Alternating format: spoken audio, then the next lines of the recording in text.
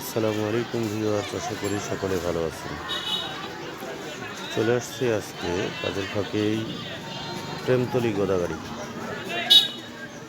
এখানে অনেক দিন পরে একটা দৃশ্য দেখে আমি অবাক।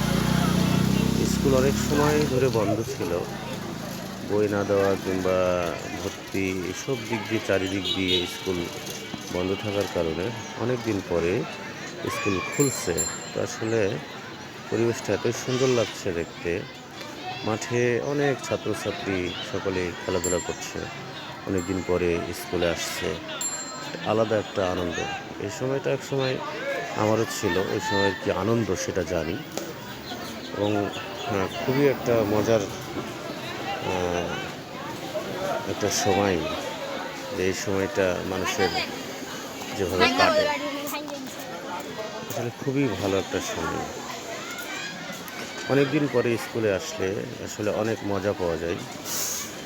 এই মজাটা আসলে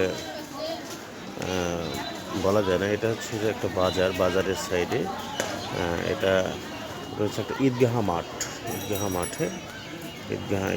মাঠে এখানে এই যে ঈদগাহার এটা ফটকটা দেওয়া আছে, ঈদগাহার ফটক। আপনার হচ্ছে যে পিরিজপুর ঈদগাহ ময়দান, এখানে ওইটারই মাঠ।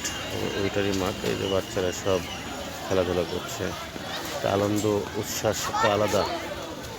ধন্যবাদ, সকলে ভালো থাকবেন। আসসালামু আলাইকুম ওয়া রাহমাতুল্লাহ।